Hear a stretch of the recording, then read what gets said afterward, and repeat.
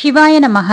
அனைத்து சகோதர சகோதரிகளுக்கும் எனது அன்பான வணக்கம். நான் ஜோதிடர் எஸ்.கே. வாணி சுந்தரராஜன். இந்த பதிவுல நம்ம பார்க்க போற விஷயம் என்ன அப்படின்னு பாத்தீங்கன்னா, வருகின்ற ஜூன் 2ஆம் தேதி நிகழவிருக்கின்ற குரு பயிற்சி பலன்களை பத்தி தான் நம்ம பார்க்க போறோம். சோ இந்த குரு பயிற்சி பலன்கள் அப்படின்றது பாத்தீங்கன்னா உங்களுடைய ராசிக்கு மட்டும் கிடையாதுங்க. உங்களுடைய நட்சத்திரம், உங்களுடைய வயது என்ன, உங்களுக்கு என்ன தசா நடக்குது, சோ இதெல்லாம் வச்சு இந்த கோச்சார குரு பகவான் உங்களுடைய நட்சத்திரத்திற்கு ராசிக்கு என்ன பலன்களை தர காத்து கொண்டிருக்கிறார் அப்படின்றதான் பார்க்க போறோம். குரு பகவான் பாத்தீங்கன்னா தற்பொழுது மிதுன ராசியில இருக்கிறாரு. ஜூன் 2ஆம் தேதி கடக ராசிக்கு உச்ச குருவாக தன்னுடைய பலன்களை தரப்போகிறார். கடகராசியில தான் குரு பகவான் உச்சமாகி பலன்களை தரக்கூடிய ஒரு விஷயம் இருக்கு. இப்போ இந்த 12 ராசிகளுக்கும் எந்த மாதிரியான பலன்களை குரு பகவான் தரப்போறாரு அப்படின்றத உங்களுடைய ஜாதகத்தோட கனெக்ட் பண்ணி கொஞ்சம் பார்க்கலாம்.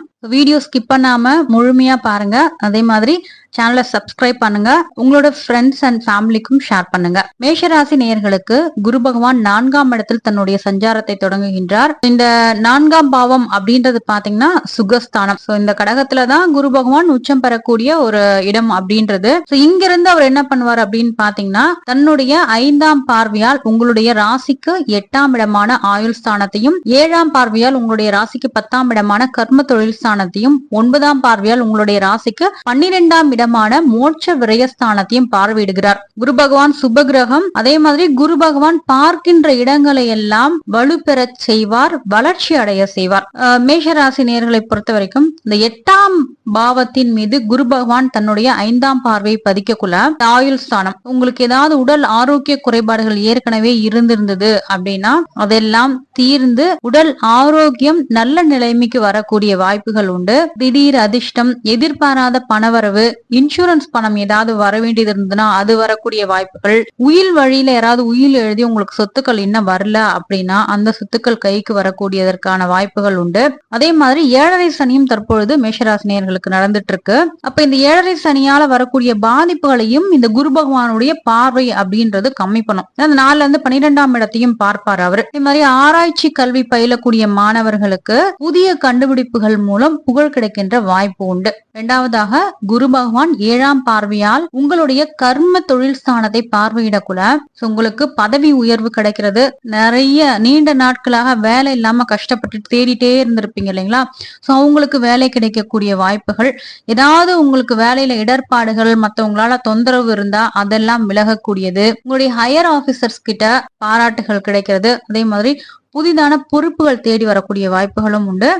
சொந்த தொழில் செஞ்சுட்டு இருந்தீங்க அப்படின்னா புதுசா இன்னொரு பிரான்ச் ஓபன் பண்ணக்கூடியது, வேலை இல்லாதவர்களுக்கும் நல்ல கௌரவமான சம்பளத்துல வேலை கிடைக்கக்கூடிய வாய்ப்புகள் உண்டு. உங்களுடைய சொல்லுக்கு மதிப்பு இருக்கும். அதே மாதிரி அரசியல்லையும் பொது வாழ்க்கையிலையும் இருப்பவங்களுக்கு புதிய அங்கீகாரமும் கிடைக்கும். 3ஆவதா பாத்தீங்கன்னா குரு பகவான் 9ஆம் பார்வையால் உங்களுடைய ராசிக்கு 12ஆம் இடமான மோட்ச விரயஸ்தானத்தை பார்வையிடுகிறார்.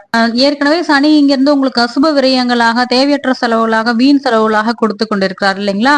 இப்ப இந்த குரு பகவான் இந்த 12ஆம் இடத்தை பார்க்கக்குள்ள அவருடைய சுப பார்வையால நீங்க வீடு வாங்குறதா இருக்கட்டும், இல்ல வீடு கட்டுறதா இருக்கட்டும், உங்க வீடை ரெனோவேட் பண்றீங்க அப்படின்னா சோ அந்த செலவுகள் சுப செலவுகளாக, உங்களுக்கு பிரயோஜனம் உள்ள செலவுகளாக இருக்கும். அதே மாதிரி சுப நிகழ்ச்சிகள் நடத்துறது, தர்ம காரியங்கள் பண்றது, இந்த மாதிரியான விஷயங்களுக்கு தான் உங்களுடைய பணம் அப்படின்றது விரயமாகும். வெளிநாட்டு கல்விக்காக காத்து கொண்டிருப்பவர்கள், இல்ல வெளிநாடு பயணங்களுக்காக நீங்க காத்து கொண்டிருந்தீர்கள் அப்படின்னா சோ உங்களுக்கு விசா கிடைக்கிறது. ஏற்கனவே ரொம்ப டிலே ஆயிட்டு பாஸ்போர்ட் விசா கிடைக்கிறதுல ஏதாவது தடை இருந்ததுன்னா அதெல்லாமே விலகக்கூடிய வாய்ப்புகள் உண்டு. 3ஆவதா ஒரு நிம்மதியான தூக்கம் கிடைக்குங்க. மன அழுத்தம் குறைந்து நைட்ல நல்லா தூக்கம் வருது. இதெல்லாம் மேஷராசி நேயர்களுக்கு பொதுவாக நடக்கக்கூடிய குரு பயிற்சி பலன்கள். இப்போ ஒவ்வொரு நட்சத்திரத்திற்கும் எந்த மாதிரியான பலன்களை குரு பகவான் தரப்போறாரு, உங்களுடைய தசாபுக்திகள் வயது வாரியாக அப்படின்றத நம்ம பாத்திரலாம். முதல்ல அஸ்வினி நட்சத்திரம். அஸ்வினி நட்சத்திரத்தின் 4 பாதங்களுமே மேஷ ராசியில தான் வரும். முதல் திசையாக கேது திசை அப்படின்றது வரும். நான் முழுமையான தசா ஆண்டுகளை தான் நான் இதுல குறிப்பிட்டிருக்கேன். ஒவ்வொருத்தருக்கும் கொஞ்சம் வயது வித்தியாசம் அப்படின்றது வரும். நீங்க மேல இருக்கிற சார்ட்டை செக் பண்ணிக்கோங்க. தோராயமாக நான் கொடுத்திருக்கேன். ஃபர்ஸ்ட் வரக்கூடிய கேது திசை அப்படின்றது 7 வயது வரைக்கும் உள்ள குழந்தைகளுக்கு இந்த கேது திசை நடக்கக்குள்ள ரொம்ப அதிகப்படியா சுட்டித்தனம் பண்ணிக்கிட்டு அடம் பண்ணிட்டு இருக்காங்க இல்லைங்களா, பிடிவாதம் பிடிக்கிறது. அந்த மாதிரியா இருக்கிற குழந்தைங்களுக்கு கொஞ்சம் அந்த சுட்டித்தனம் எல்லாம் குறைஞ்சு பெரியவங்க பேச்ச கேட்பாங்க. அதே மாதிரி சாதுவா மாறுவாங்க. ஹெல்த் வைஸும் பாத்தீங்கன்னா நல்ல இம்ப்ரூவ்மெண்ட் இருக்கும். நல்லா சுறுசுறுப்பா தெளிவா பேச ஆரம்பிக்கக்கூடிய விஷயங்கள்லாம் இருக்கும். பேரண்ட்ஸ்க்கு கொஞ்சம் ஒரு நிம்மதியா இருக்கும். அடுத்ததா சுக்கிர திசையில நீங்க இருக்கிறீங்க அப்படின்னா, இந்த சுக்கிர திசையில ஸ்கூல் காலேஜ் போறவங்களுக்கான ப்ரெடிக்ஷன் இது. குரு பாத்தீங்கன்னா உங்களுக்கு படிக்கிறதுல ஒரு பெரிய பூஸ்ட் கொடுக்கறது. 4ஆம் இடத்துல உச்சமா இருக்கிறாரு இல்லைங்களா. அப்போ ஒரு சிலர் காலேஜ் முடிச்சுட்டு ஒரு இன்டர்வியூக்கு வெயிட் பண்ணிட்டு இருக்கீங்க அப்படின்னா, காலேஜ்லயே கேம்பஸ் இன்டர்வியூல செலக்ட் ஆகுறது, இல்லைன்னா உங்களுக்கு பிடிச்ச காலேஜ், இப்ப காலேஜ் சேரணும் அப்படின்ற நிலையில இருக்கிறவங்களுக்கு நல்ல காலேஜ்ல சீட் கிடைக்கிறது எல்லாமே இருக்கு. முக்கியமா பாத்தீங்கன்னா ஃபாரின் போய் படிக்கணும் அப்படின்னு நினைச்சவங்களுக்கு விசா பாஸ்போர்ட் எல்லாமே ரொம்ப ஈஸியா முடிகிற விஷயமா இருக்கும். 3வதா சூரிய திசை உங்களுக்கு நடக்குது அப்படின்னா, இப்ப 27 to 33 வயதுல சூரிய திசை வருது.